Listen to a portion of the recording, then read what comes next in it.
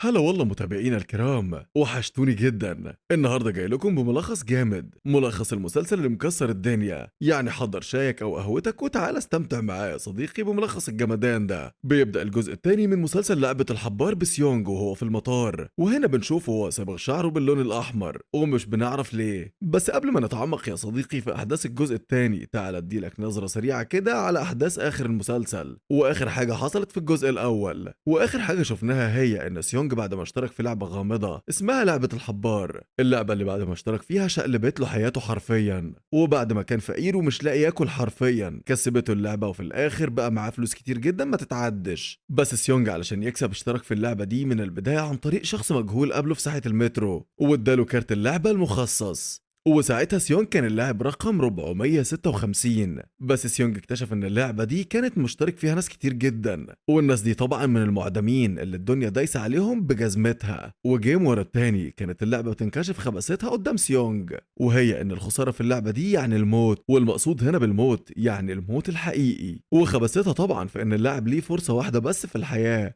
اما بقى سيونج فبيكون الوحيد اللي قادر ان هو يتخطى كل الصعاب دي وبيوصل للنهاية وبيكسب الفلوس كلها. وبعد ما كسب سيونج اكتشف ان الراجل العجوز اللي كان مشترك معاهم في اللعبة واللي كان رقم واحد بيكون واحد من المؤسسين للعبة دي في الاساس، وده طبعا باين من رقمه. بس الراجل ده مش بيقدر ان هو يكمل معاهم بسبب انه كان مصاب بمرض السرطان، والمرض اتملك منه ومات. وسيونج بياخد عهد على نفسه وهو انه لازم ينتقم من كل اللي ليه يد في تصميم اللعبة دي، واخد قرار سريع ورجع من المطار بعد ما كان في طريقه لبنته في بلد تانية. وبندخل بقى في الجزء التاني على طول، مفيش وقت يا صديقي. وهنا قبل ما يركب سيونج العربية بيجيله اتصال من شخص مجهول وبيقول له انت رايح فين؟ ده مش طريق السفر لبنتك. وبيقفل سيونج المكالمة بعد ما قال للشخص ده انه هينتقم من كل اللي شافه في اللعبة الخبيثة دي. وبيركب التاكسي وبيكمل في طريقه لمدينة سيول، وبعدين بيركن على جنب وبيدخل سوبر ماركت في المكان، وبعدها بيدخل الحمام. وهنا بيقلع كل هدومه وبنشوفه بيدور على مكان معين في جسمه، وبعد ما لقى المكان المحدد ده بيطلع مشرط وبيعور نفسه، وبيطلع حاجة كده من المعدن تقدر تقول عليها كده زي نظام الجي بي اس. وعلى الناحية التانية بنشوف جون هو وهو على سرير المستشفى بعد ما فاق، وده الضابط اللي دخل اللعبة وبقى جزء منها علشان يدور على اخوه المفقود. وجون هو بعد ما قدر يدخل اللعبة وبقى جزء منها وجمع كل الأدلة والإثباتات على إن اللعبة دي من الجرائم الشنيعة اللي بتحصل، وبيوصل للمصمم الرئيسي ليها، وفي الآخر ما بيلاقيش أخوه. عارف ليه يا صديقي؟ هقولك، علشان المصمم بيبقى هو نفسه أخوه الكبير اللي بيدور عليه في الأساس، بس أخوه مش بيرضى يخليه يعيش ولا يرجع معاه بعد ما كشف هويته وهوية اللعبة، فقام ضربه بالنار وخلاه ما بين الحياة والموت. بس زي ما احنا شايفين كده جت سليمة، وجون هو بيفوق من غيبوبته. وبعد سنتين جون هو بيسيب مكانه الرئيسي كظابط شرطة، والشرطة بتمسكه في مكان تاني كظابط بس في المرور. وفي شغله الجديد على الطريق بيقابل اتنين، واحد وحبيبته، وبيوقفهم وبيدفعهم غرامة، وده علشان حبيبها مش لابس الخوذة وهي لابساها، وصاحبها بيسيبها وبيمشي علشان بيشوفها وهي بتتغازل من جون هو. وبعدها بيروح جون هو مع رئيسه في الشغل، وبيقعدوا هما الاتنين في مطعم كده على جنب، وبيتكلم الرئيس مع جون هو بيقول له عملت ايه في السكه اللي انت كنت ماشي فيها؟ لقيت اخوك ولا لا؟ فبيقول له جون هو لا، ما قدرتش اوصل لاي حاجه في الاخر، وكل اللي اعرفه عن اللعبه دي انها جريمه في حد ذاتها، وان المشتركين اللي فيها بيموتوا بعد خسارتهم فيها. وبعدين بيتعصب القائد على جون، وده علشان يخليه يرجع لوظيفته الاساسيه من تاني، بس في الاخر ما بيعرفش برضه. واخر حاجه قالها له مين اللي ضربك في كتفك؟ وجون هو بيقول له انا مش فاكر اي حاجه. وبالليل بنشوف سيونج وهو مركب كاميرات مراقبه في المكان اللي استقر فيه، واثناء ما كان نايم بيحلم ان مصمم اللعبه جاله وواقف على بابه، وساعتها كان جاي ومعاه راس اتنين من صحابه اللي اتعرف عليهم جوه اللعبة. صاحب واجب مش جاي وايده فاضية، وبيتصدم وبيفضل يضرب عليه نار، وبعدين بيصحى من نومه وهو مفزوع. وبعد دقيقة بيرن جرس الباب، وبياخد سيونج مسدسه في ايده لا يكون شخص جاي يخلص عليه ولا حاجة، بس بيرجع يسيبه بعد ما شاف في كاميرات المراقبة انه هو سيوك، الراجل اللي كان مديون ليه بفلوس كتير جدا زمان. بس دلوقتي الحال اتغير، وبعد ما سيونج سدد كل ديونه استعان بهو سيوك علشان يدور له على مصمم اللعبة دي في كل مكان يخطر على باله. وهنا بنعرف ان سيونج معين سيوك يدور له على المصمم ده بقاله يجي حوالي سنتين، وفي الاخر مش بيوصلوا لحاجه. وسيونج علشان يخلي سيوك ما يملش من التدوير على الراجل ده بيديله فلوس زياده، وبيقول له دول علشان تجمع بيهم ناس اكتر وتوسع نطاق التدوير، وكمان عايزك تدور في كل محطات المترو اللي تقابلك. وده علشان عرف ان اللعبه ما زالت شغاله والناس لسه بتموت زي الاول واكتر، وان هو عايز ينهي القصه دي من الاساس. فبيفرح هو سيوك وبياخد الفلوس وبيروح بيها لدراعه اليمين وهو سيوك. وبنعرف مرة كمان ان سيونج طلب من هو سيوك يدور له على الشخص الغامض اللي كان بيقابل الناس في الشوارع وفي محطات المترو علشان يقنعهم باللعبة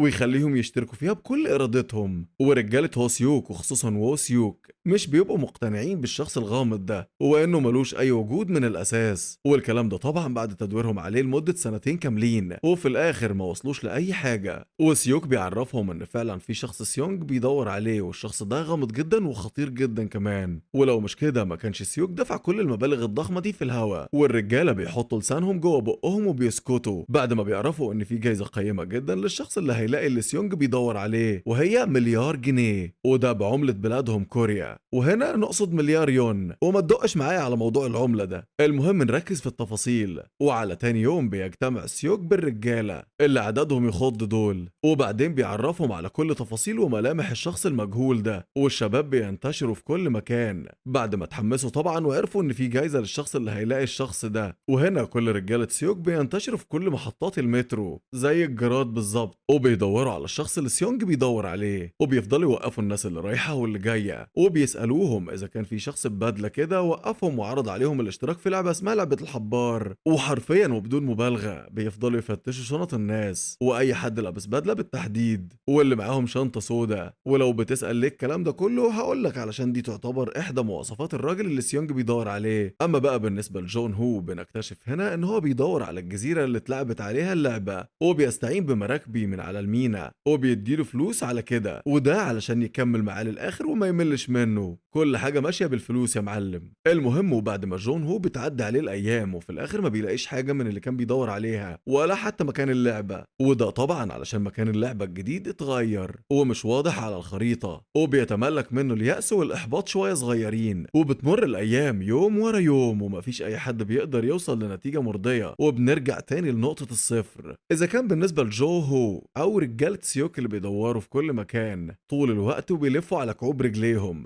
وزي ما تقول كده يا مواطن بيدوروا على إبرة في كوم قش، حاجة تسد النفس. بس في يوم وعلى بالليل كده أثناء ما كان سيوك قاعد في محطة المترو بيلاحظ هو سيوك الشخص اللي واقف مع واحد من الركاب وبيلعب معاه اللعبة المعتادة للعبة الحبارة، وبسرعة بيكتشف إن ده نفس الشخص اللي هما بيدوروا عليه بقالهم فترة، وإنه كل المواصفات بتقول إنه هو. بيتصلوا بسيونج في الوقت ده وبيعرفوه إنهم خلاص هيقبضوا على الشخص ده واللي بيطلع اسمه شون. وبينطلق سيونج بعد ما خد إحداثيات مكانهم وبيتتبعهم عن طريق الجي بي اس اللي في تليفوناتهم، وبيروح شون لمكان كده عبارة عن ساحة بيتجمع فيها الشحاتين والفقراء والمساكين، فبيعمل معاهم خير وبيلعبهم اللعبة في نفس الوقت وبيخليهم يختاروا ما بين الاكل وكارت الحظ اللي معاه. بس معظم الفقراء بيختاروا كارت الحظ طبعا في انه يبقى فيه حاجه احسن من الاكل، وبسبب كده كلهم بيخسروا وبيتعصب شون وبتضيع الحكمه بتاعته. وفي نفس الوقت بيصور هوسيوك كل اللي شون بيعمله وبيبعتوا لسيونج علشان يعرفوه انهم قريبين منه، وهوسيوك وسيوك بيفضلوا متتبعين لشون في كل مكان وفي كل الشوارع لحد لما بيزنقوه في شارع جانبي وبينقضوا عليه وقالوا هيمسكوه على ما سيونج يحصلهم، بس مش بيكونوا واخدين حذرهم من شون لحد ما هجم عليهم وضربهم هما الاتنين وافقدهم الوعي، وبعدين خدهم على البيت بتاعه وكتفهم من كل حتة وحطهم على الكراسي كده قدام بعض وعرفهم انه هيلعب معاهم لعبة كده. وفي نفس الوقت اللي بيكونوا بيلعبوا فيه اللعبة بيكون سيونج واقف مع ضابط المرور وهو متعطل بسبب انه تجاوز السرعة المسموحة، وبيدفعوا الضابط غرامة كبيرة وسيونج بياخد الايصال وبيكمل في طريقه. اما بقى بالنسبة لجون هو اللي بيكون واقف على نفس الكمين بيتصدم لما بيشوف اسم سيونج منور في الايصال، وبيفضل يسأل نفسه 100 سؤال، هو ليه بيجري بالسرعة دي وليه مستعجل؟ اكيد في مشكلة كبيرة. ولو مش فاهم حاجة فهقولك ان جون كان عارف ان سيونج احد المشاركين في لعبة الحبار، وتأكد اكتر لما بحث بالاي دي بتاعه في السجل المدني وشاف صورته وتأكد ان هو نفسه سيونج. بس سيونج بعد ما نزل من العربية وراح عند اخر مكان وصل له سيوك بيشوف انه ملوش اي اثر في المكان وكل اللي بيلاقيه بقايا دم على الارض، وبسرعة بيفهم ان شون هو اللي ضربهم وخطفهم، ويا عالم بيعمل فيهم ايه دلوقتي. وبنرجع من تاني لشون وهو مع هو سيوك وسيوك وبيلعب معاهم لعبته، وكان ساعتها بيلعب معاهم لعبة حجر ورقة مقص، واللي بيخسر هياخد طلقة في دماغه، وحرفيا اللعبة كانت دماغه هو كمان، وبيموت هو سيوك بعد ما خسر وخد الطلقة في دماغه. واللي في نفس الوقت ده بيكون وصل جون هو للمكان اللي ترتب فيه عملية البحث عن مصمم لعبة الحبار، وده طبعا عرفه من البطاقة التعريفية لسيونج في سجل ملفاته. وهناك بيفهم جون هو ان سيونج رجع يدور على الشخص اللي بيوقف الناس في محطات المترو علشان يخليهم يشتركوا في لعبة الحبار، وبيدور الموضوع في دماغه وبيقرر انه هيكمل ويشوف اخرته ايه، بس بيستخبى بسرعة بعد ما واحد من رجالة هو سيوك الله يرحمه بيدخل لنفس المكان وبيفتح درج الملفات. وبعد ما بيخرج الشخص ده بيروح من بعده لدرج الملفات وبيشوف ملف سيونج في الدرج من ضمن الملفات، وفي الأثناء دي بيقرر يرجع سيونج للمكان اللي عايش فيه حاليا، وبيتصدم لما بيلاقي في نفس المكان شون اللي بيدور عليه، بس مش بيبقى لوحده، ده بيبقى معاه وو سيوك واللي رابطه على السرير ومجرده من كل ملابسه مش عارف ليه. وشون بيسأل سيونج وبيقول له انت ليه ما كملتش في رحلة سفرك لبنتك علشان تشوفها بعد ما بقيت غني ومعاك فلوس كتير جدا؟ فبيقول له سيونج انك وحشتني ورجعت ازورك، وبالمرة تقول لي على مكان مصمم اللعبة الحقيقي، وده علشان وحشني هو كمان وعايز اسلم عليه واشكره بعد ما خلاني جزء من اللعبة والفلوس معايا بقت كتير جدا ما شاء الله. وشون بيقول له مستحيل افصح لك عن حاجة زي كده، وعرفه انه في مرة اكتشف ان ابوه كان جزء من اللعبة ومع المشتركين، وبعد ما خسر صدر السلاح في وشه وضربه بالنار وخلص عليه. وبالبلدي كده سيونج ينسى انه يعرف منه حاجة بخصوص اللعبة دي، بس المهم دلوقتي ان شون بقى مدمن العاب مع البشر، وعرض على سيونج يلعب معاه لعبة كده على الطريقة الروسية، وهي ان هما الاتنين هيكون في وسطهم مسدس وهيلفوه، واللي هيجي عليه الدور يصدر المسدس في راس التاني ويضربه بالنار، والمسدس مش بيكون فيه غير طلقة واحدة بس، واللي من حظه الرصاصة اللي في المسدس مش هتخلص عليه. واثناء اللعبة بيعرف شون سيونج انه لو فعلا عايز يقابل مصمم اللعبة بنفسه لازم يخلص عليه الاول لان العنوان في جيبه. بس شون بيقول لسيونج ولو فعلا عايز تقتلني لازم تعترف وتقول انا نكرة زي كل اللي اشتركوا في اللعبة. فبيقول له سيونج انه اقرب تشبيه ليه في الوقت ده وهو زي الكلب اللي بيسمع كلام اسياده وبيظهر الولاء المزيف ليهم ومش بيسمع له، وبيكمل في اللعبة لحد ما شون خلص على نفسه بالطلقة الوحيدة اللي في المسدس. وفي المقابل بيكون جون هو تحت في العربية في نفس الشارع اللي بيكون قاعد فيه سيونج مع شون، وجون هو بعد ما سمع صوت ضرب النار بيطلع على طول وبدون تفكير، وفضل يفتح في كل الأوض اللي في المبنى، وفي الآخر فتح الأوضة اللي فيها وو سيوك وزي ما انت شايف كده فبيفك جون هو، وبعدين راح قبض على سيوك وهو متهم بجريمة قتل. وقبل ما جون هو يحط الكلبشات في ايد سيونج بيجي وو سيوك من جنبه وبيخبطه على دماغه بطفاية الحريق وبيفقد الوعي، وبياخده سيونج وهو جثة وبعدين بيحطه في البانيو، وقبل ما سيونج يفرغ سلاحه في دماغ وو سيوك. اما بالنسبة لجون فبيفوق وبيلاقي نفسه متكلبش في البانيو وقاعد قدام سيونج وبيسأله أسئلة، وبيقول له سيونج انت مين وازاي عرفت مكاني وهل انا اعرفك قبل كده؟ بس انا حاسس ان انا قابلتك قبل كده. فبيرد جون على كل الاسئله وبيفكر سيونج باليوم اللي قابله فيه اثناء اللعبه، وفي الوقت ده كان متخفف لبس واحد من الحراس وكان بيكلمه وقتها. وطبعا سيونج بيبقى صعب عليه يتذكر حاجة حصلت معاه في اللعبة من سنتين، وبيعتقد ان جون ده بينصب عليه من الاساس وانه واحد من افراد اللعبة، وبيفكر جون بطريقة تانية وقال له انا الشخص اللي جيت وسألتك عن اخويا انه كان مشترك معاكم في اللعبة ولا لا. وبيتذكر سيونج اخيرا وبيقرر ان هو ما يقتلهوش، وجون بيسأله عن الجثة اللي بره دي ومين اللي قتله، فبيعرفه سيونج وبيقول له ان ده الشخص اللي اللعبة معيناه عندها علشان يستدرج الناس الغلابة ويخلوهم جزء من اللعبة، وسبب موته بيبقى بعيد عنه، وقال له ان هو اللي قتل نفسه وده بعد ما خسر في اللعبة اللي كانوا بيلعبوها سوا. وفايدة سيونج من كل ده ان هو عايز يوصل لمقر مؤسس اللعبة علشان يخلص عليه، وعرفه ان طالما شون موجود وبيوقف الناس وبيعرض عليهم كارت اللعبة ده معناه ان اللعبة لسه شغالة ولازم يوقفوها. وجون بيعرض عليه المساعدة وبيقول له انه قدر يوصل للمؤسس نفسه في وقت ما كان واحد من حراس اللعبة، بس ما بيكونش عايز يعرفه ان المؤسس ده هو اخوه واللي ضربه من نار. وبيرفض سيونج مساعدته وقال له ان الراجل العجوز ده قال له قبل ما يموت لو عايز تنهي اللعبة دي لازم توصل للي طالبين من اللعبة، وبمعنى ادق شوية الناس اللي دافعة فلوس علشان يشوفوا الناس بيتنافسوا وبيموتوا بعض علشان الفلوس. فجون هو بيقول له ان المصلحة واحدة وانه لو عايز ياخد حق الناس اللي ماتت فهو كمان عايز ياخد حق اخوه، وبيوافق سيونج على مساعدته في الاخر. وبعدها وبعدها عرفهم ان رحلتهم هيصرفوا فيها كل الفلوس اللي كسبها من اللعبة واللي بيكون حاططها في الأوضة بتاعته، وكان شكلها مغري جدا.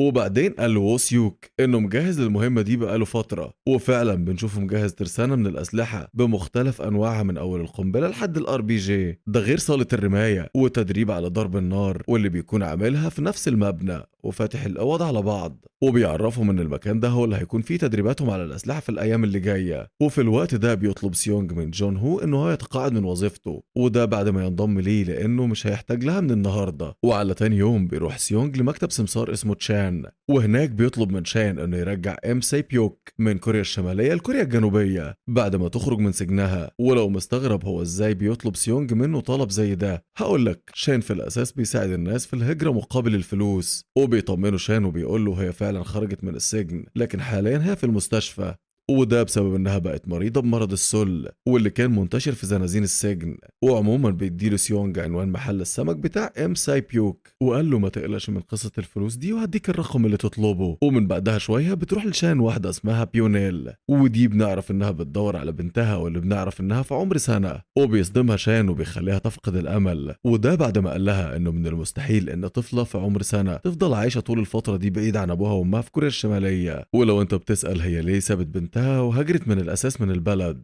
هقولك إنها ما اختارتش ده بمزاجها، والقصة وما فيها إنها ضربت رئيسها في الشغل بالنار، وبالمعنى كده هي بتكون بتقضي العقوبة بتاعتها بس في بلد تانية، وده القانون المنتشر في كوريا الشمالية. والمهم إن شان بيتأسف لها إنه مش هيقدر يساعدها، وبيعرفها إنها تنسى بنتها خلاص وتعتبرها ماتت. وبتمشي بيونيل من عنده وهي منهارة، وبالليل بتفضل قاعدة في عربيتها كالعادة، وده علشان ما عندهاش مكان تسكن فيه حاليا. وفي الوقت ده بتطلع صورتها هي وبنتها وجوزها وبتفضل تعيط على فراقهم، ومش بيعدي دقيقة على عياطها ده وفجأة بيخبط واحد على شباك العربية مش باين ملامحه، وبتفتح بيونيل الإزاز نص فتحة، والشخص المجهول ده بنعرف إنه تبع اللعبة وقام مديها الكارت الخاص باللعبة بس مش الخاص بالمشاركين. وبتستغرب بيونيل من الكارت وبتكون مش فاهمة هتعمل بيه ايه. وعلى تاني يوم بنشوف جون هو عند قبر مرات اخوه اللي ماتت، وبيحط لها ورده على قبرها وبيترحم عليها. وبعدها بيرجع على البيت وامه بتعمل له العشاء، وفي وقت الاكل بتقلب عليه امه المواجع وقالت له انها حاسه بان ابنها اللي هو اخوه مش هيرجع لها تاني ابدا. والاحساس ده جاله بسبب انها فهمت انه زعل منها بسبب انها بتحب جون اكتر منه، وده يعني بسبب ان جون هو ابنها من جوزها الاساسي مش من جوزها اللي بعد كده. وكمان بتبقى شاكه ان سبب حزنه الاساسي هو بسبب موت مراته اللي ما قدرش يقدم لها اي مساعده، وده علشان لما اتبرع لاخوه جون بكليته لما كان مريض. بس جون هو بيقول ان اخوه بيكرهه من الاساس بسبب انه اتبرع له بكليته، وهو كان ممكن يبيعها ويصرف على مرضه ومرض مراته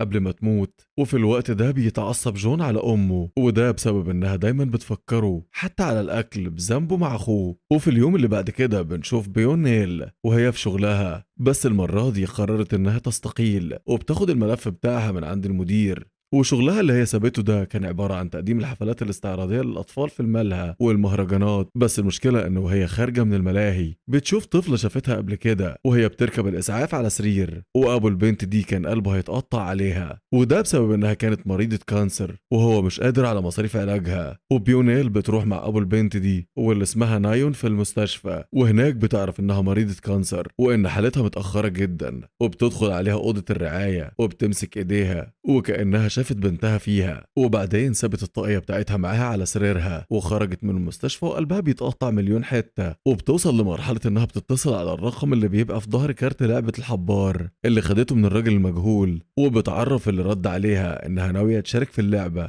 وفعلا بتوافق إدارة اللعبة على انضمامها، وبيعرفوها العنوان اللي هي هتروح ليه. والعنوان هنا بيكون مختلف عن العنوان اللي كان في ظهر الكارت. بس في الأثناء دي بيروح سيونج للمستشفى وبيخلي الدكتور الأسنان يشيل ضرس من ضروسه وبعدين يغيرهوله بضرس تاني مكانه، بس الضرس ده فيه GPS. فبيمشي الدكتور بعد ما بيديله ووسيوك اللي فيه النصيب وبيدفع له تمن سكوته، وبعدها بيتجمع ووسيوك بالرجالة اللي جمعهم من الجيش الكوري وبعدين بيعرضهم على سيونج، وسيونج بيكون فرحان بيهم جدا. وبيفضل سيونج يتكلم مع قائد الفريق واللي اسمه كيم على المهمة بتاعتهم في الأيام اللي جاية. وبعدها بيروح سيونج بجون هو ووسيوك لنفس العنوان اللي على ظهر الكارت، وهناك بينزل سيونج من العربية هو ووسيوك وبيدخلوا المكان اللي في العنوان. وعايز اقولك ان النهارده الهالوين، فبيدخل سيونج ووسيوك المكان واللي بنعرف ان كل الناس اللي فيه متنكرين علشان حفلة الهالوين.